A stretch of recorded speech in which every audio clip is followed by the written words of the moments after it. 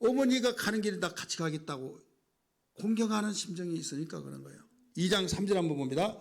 2장 3절 같이 읽겠습니다. 시작. 노시 시작. 누시 가서 베는 자를 따라 밭에서 이삭을 주는데, 자, 이삭을 줘요. 뭐하러 주어요? 시어머니 지금 먹여서 살릴 수밖에, 먹이 살리려고, 공양하려고. 그래서 2장 1절부터 보면 잘 나오잖아요. 2장 같이 읽습니다. 시작. 나오미의 남편 엘리멜렉이 친족으로 유력한 자가 있으니 그의 이름은 보아스더라. 모함 여인 룻이 나오미에게 이르되 원하건대 내가 밭으로 가서 내가 누구에게 은혜를 입으면 그를 따라서 이삭을 주겠나이다 하니 나오미가 그에게 이르되 내 따라 갈지어다. 왜 가서 이삭을 주겠다는 거예요? 지금 그렇게라도 하자면 먹고 살 수가 없으니까 시어머니 먹이 살리려고 공경하는 것 때문에, 봉양한 것 때문에 지금 이삭을 주겠다고 하는 거잖아요. 그래서 공경하는 사람들은요, 하나님이 다 기억하셔서 축복하신다는 걸 알아야 될 줄 믿기 바랍니다. 오늘 2부 예배 때 그 일부죠. 이거 한 번뿐이 안 들었으니까 그 낮 시간에, 오전 시간에 그 시간이 없어 말 다 못했지만은 이 공경하는 차원 속에서 그 복을 생각해 봤어요. 공경하는 차원 속에서 다윗이 왜 그런 놀라운 축복을 받았을까? 공경하면 네가 땅에서도 잘 되고 장수하리라 그랬잖아요. 다윗은요, 피난하고 도망 다니는 자리에서도 아버지를 꼭 모시고 다녔어요. 그거 알았어요? 형들이 많이 있잖아요. 장수들이잖아요. 장군들. 이스라엘 사울의 장수들이잖아요. 그러면 지금 쫓기는 그 다윗이 아버지를 모시고 다녔다니까요. 오늘 안 나오신 분은 모시고 다니는지 누가 모시고 있는지 알지 못할 거예요. 처음으로 듣잖아요. 이보아 군사님 처음 들어요, 안 들어요? 우리 성경 봅시다. 또 안 찾아보면 또 이상하니까. 사무엘상 22장. 사무엘상 22장 3절, 4절.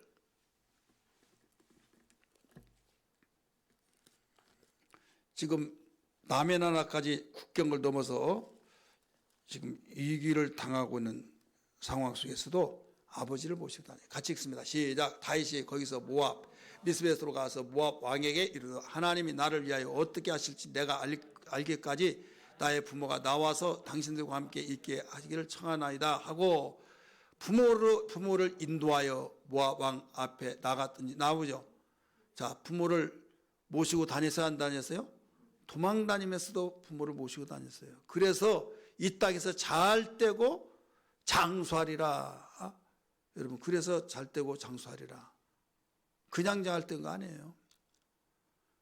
어렵다고 해서 나는 환경이 안 돼라고 한 것이 아니라 피신하고 도망 다니면서까지도 부모를 모시고 다녔다. 다 요셉이 어떻게 해서 남의 나라에 가서 총리가 되고 잘 됐어요? 어떻게 해서 잘 됐어요? 꿈의 세계에서. 내가 그럴 줄 알았어요. 지금 여기서는 그 시간이 아니에요.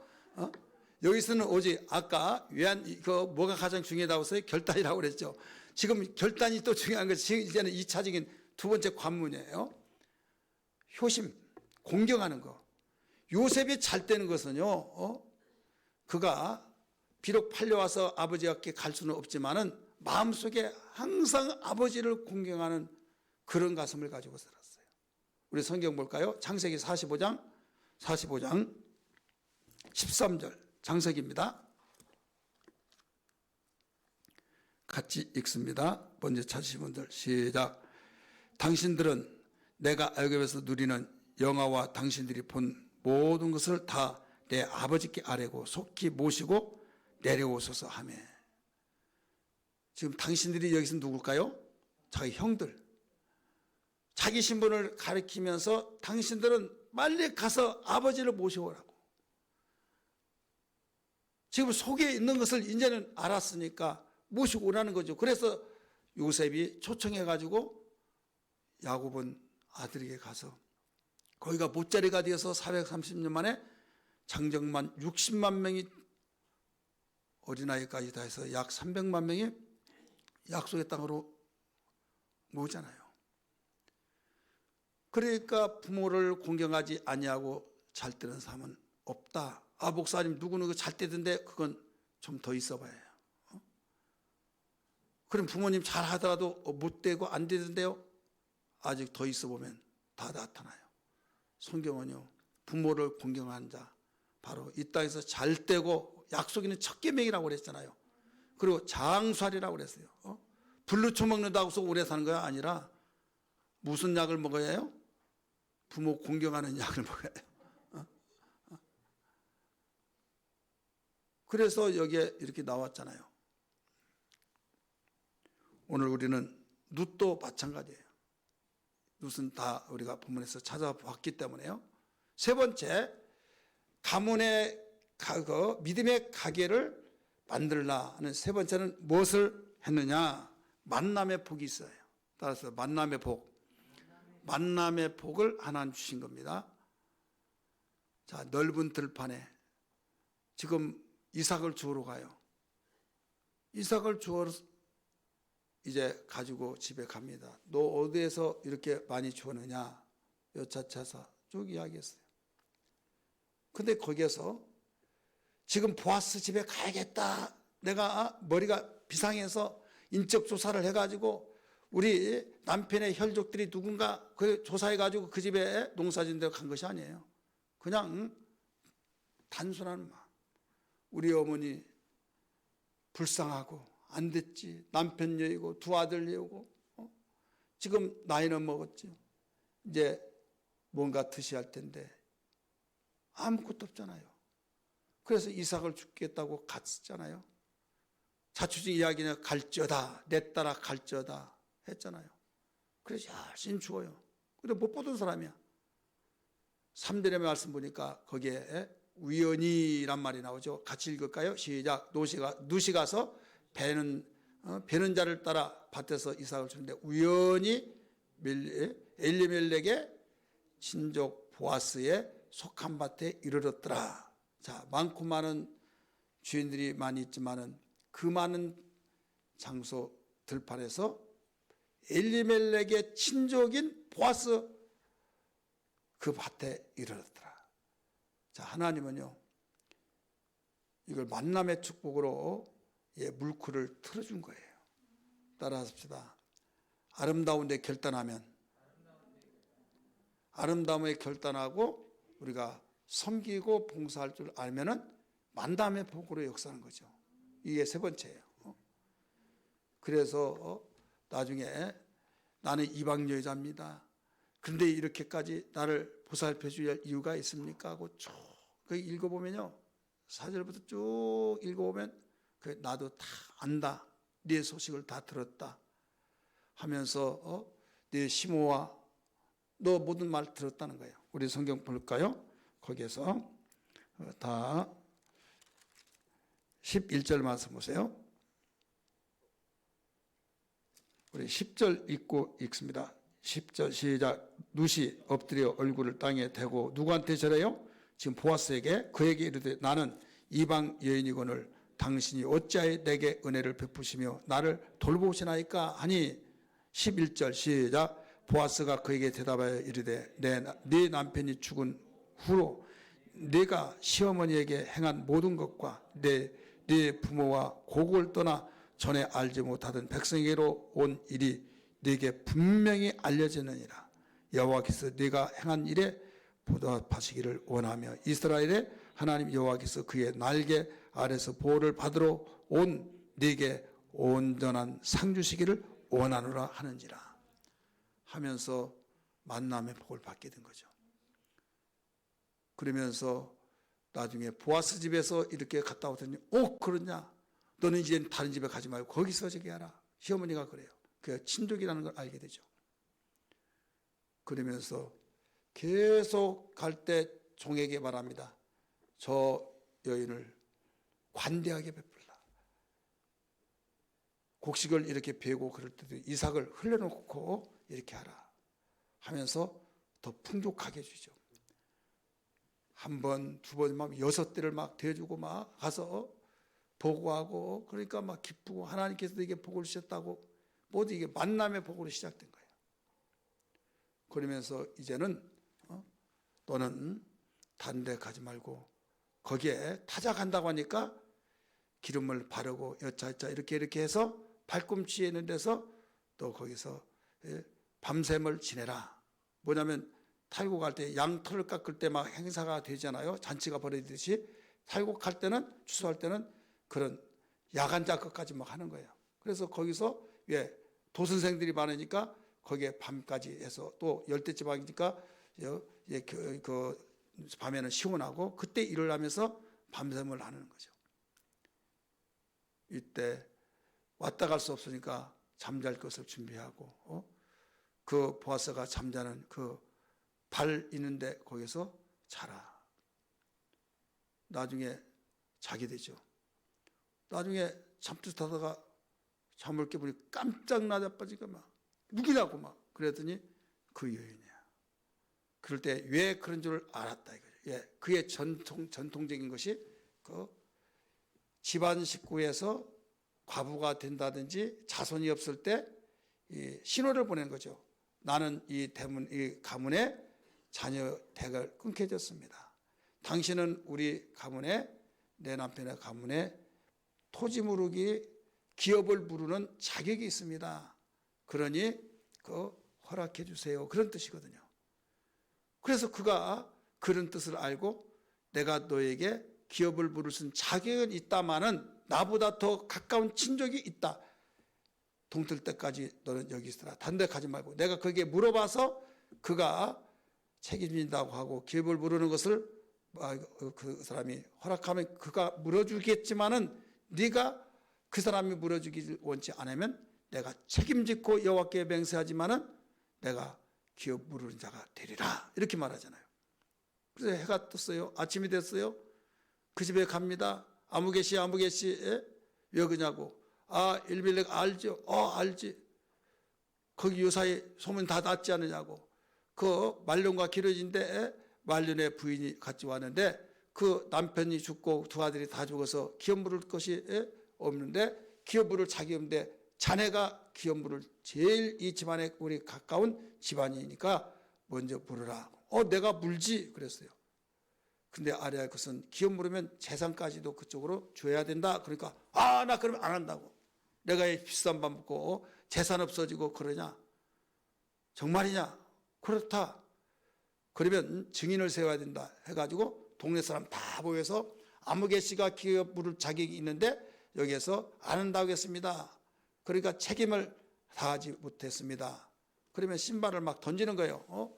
기업 부른 것을 저버렸던 자다 막 해가지고 다 왕따를 시켜버린 거죠. 저 욕심만 채리고 그 하나님이 명령하시고 좋은 기회를 불쌍히 가부를 돌보고 고아를 돌보라고 했는데 친족도 돌보지 않는 자다 해가지고 이제 기업을 물은다고 하니까 종이 하나 생겼고 때로는 식구가 생겨서 일손도 모자라는데 잘 됐다 하는데 거기에 기업을 물으면 재산도 떼어줘야 된다. 그러니까 내가 얘 손해볼 짓을 하냐? 안 한 거예요. 그럴 때 그러면 증인이 돼야 해요. 그래서 보아스가 약속했던 것처럼 이제 책임을 지는 거죠. 책임져서 기업 부르는 그 책임을 하기 위해서 그래서 이제 같이 이제 남편과 아내가 되는 거죠. 거기서 아들을 낳았어요. 누구를 낳았어요? 오벳을 낳고 또 오벳은 누구를 낳았어요? 이세를 낳고 이세는 누구를 낳았어요? 다윗을 낳고. 그러니까 다윗의 자손에서 예수가 나왔으니까 믿음의 가게가 흘러서 나와서 물려졌다. 이것은 뭘로 이루어졌냐? 만남의 복으로 이루어졌다. 세 번째, 마지막 네 번째는 순종해서 그랬다. 순종. 따라서 순종. 우리 3절에서 3장 1절에서 5절 말씀 보면 거기에 잘 가르쳐 주고 있죠. 한번 같이 읽을까요? 3장 5절에서 3장 1절에서 5절 아까 말씀을 드렸던 내용입니다. 시작. 누세 시어머니가 나오미가 그에게 이르되 내 딸아 내가 너를 위하여 안식할 곳을 구하여 너를 복되게 하여 하지 않겠느냐. 네가 함께 하던 하녀들을 둔 보아스는 우리의 친족이 아니냐. 보라 그가 오늘 밤에 타작마당에서 보리를 까불리라. 그런즉 너는 모욕하고 기름을 바르고 의복을 입고 타작마당에 내려가서 그 사람이 먹고 마시는데 하기까지 그에게 보이지 말라. 그가 누울 때 너는 그가 누운 곳에 알았다가 들어가서 그의 발치 이불을 들고 거기 누우라. 그가 네 할 일을 네게 알리라 하리라 하니 누시 시어머니가 이르되 어머니의 말씀대로 내가 다 행하리라 하니라. 자, 어머니 말을 시어머니 말을 순종했어요, 안 했어요? 순종했죠. 그래서 이 토지 기업 무르기 운동이 모두 이루어진 겁니다. 가게가 만들어진 겁니다. 이 순종이라고 한 것은요, 무엇을 만들어내냐? 현숙한 여인을 만들어낸 거예요. 따라서 현숙한 여인. 기업 물을 때 모든 것이 지저분하면 안 되는 거예요. 반드시 정절을 지키고 그 현숙한 여인이 될 때만이 이게 가능한 겁니다. 무조건 막되게 둥글고 놀고 그런 사람을 기업 물을 이유가 없다 이거죠. 그건 율법에서도 허용하지 않아요. 그러면 성경 볼까요? 현숙한 여인이라는 말씀이 어디에 나왔나? 3장 11절 말씀 보세요. 3장 11절 읽습니다. 시작. 그리고 이제 내 딸아 두려워하지 말라. 내가 네 말대로 네게 다 행하리라. 네가 현숙한 여인인 줄을 나의 성읍 백성이 다 아느니라. 지금 이 말은 보아스가 하는 말이에요. 두려워하지 말아라. 네가 이 성읍의 현숙한 여인인 줄을 다 안다 이거예요. 현숙한 여인, 여자. 이 현숙하다는 말은 무슨 말일까요? 여자의 마음이 어질고 정숙하다는 말이죠. 여자의 마음이 어질고 정숙하다. 그럼 어질다는 말은 또 뭐예요? 마음이 너그럽고 착하고 슬기롭고 덕목을 쌓는 자. 그러니까 이 여인이 어머니의 말을 순종하다가 보니까 예하고, 그리고 어머니는 사람들하고 복된 일은 다 이렇게 하라, 나쁜 일은 하지 말라 하고, 그게 바로 부모잖아요. 그런데 이 누시 계속적으로 시어머니와 교제가 얼마나 따뜻하고 얼마나 온전했든지, 나오미가 뭐라고 했어요? 내 딸아 이렇게 말했잖아요. 그 불쌍하고 안쓰럽고 딸로 여기고, 그럴 때 절대 나는 어머니를 떠나지 않겠습니다 하면서 어머니 가는 곳에 같이 가고, 어머니가 섬기는 신을 내가 신고 죽을 때까지는 내가 절대로 무덤에 갈 때까지는 따르겠습니다. 그런 의지와 결단을 가지더니 나중에 그 공경하고 더 나가서 이 만남의 복을 하나님 주시더니 순종을 통해서 현숙한 여인으로서 인정이 되어지니까 기업을 물려준 거예요. 자, 똑같은 자식이 있어요? 망나니에게 기업 물려주겠어요? 아니에요. 바로 기업을 보존하고 유지하고 가꿀 줄 아는 사람의 기업을 물려주듯이, 이 보아스는 기업을 물을 자격이 있는데 이 여인에게 기업을 물려주는 그 모든 것을 사명을 다할 때 기업을 물려주더라도 자기보다 더 가까운 일가는 친척은 재산까지 물려줘야 한다. 나 안 한다. 포기했잖아요.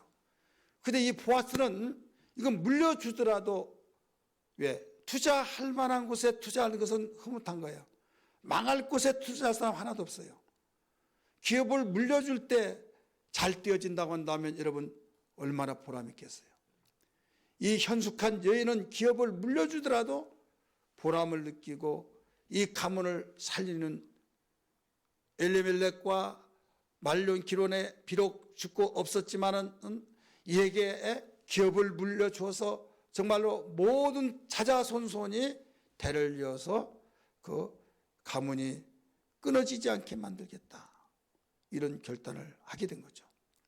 그대로 되어진 거예요. 그래서 결국 이스라엘 백성이 그렇게 원하고 원했던 왕이 태어나는 가계가 이루어진 거죠. 따라합시다. 왕이 태어났다. 이 이방 여인, 별 볼 일 없는 여인, 그러나 왕을 생산해내는 가게의 문을 열었다 이거죠. 가게를 만들었다 이거죠. 우리는 듣기에 별 실감나지 않냐고 그저 그런가 보다 눈만 끔먹끔먹하고 그럴 수 있겠지만은 여러분, 이스라엘 그 역사 이래 이런 정말로 대단하지 않습니까? 이건 영적인 면에서 볼 때 우리가 이 수원지에서 내가 쓰는 수돗물까지 여기에 통로가 연결되고 막히지 않을 때 내가 마음껏 쓸 수 있듯이 전기의 이력과 전기로 정말 하는 일이 얼마나 많습니까? 발전되어지는 그곳에서 내 가정에서 쓰는 그곳까지의 모든 것이 끊어지지 않은 전기를 통해서 여기에 전기줄이 통해야만 되잖아요. 마찬가지예요. 만왕의 왕이시고 만주의 주가 되시고 바로 세상을 창조하신 주인이신 그분의 그 모든 것이 이어져서 나에게까지 이루어졌다. 내 자손에게까지 이루어졌다. 여러분, 얼마나 영광스러워요. 우리 이런 영광스러운 가게가 되어야 될 줄 믿습니다. 할렐루야.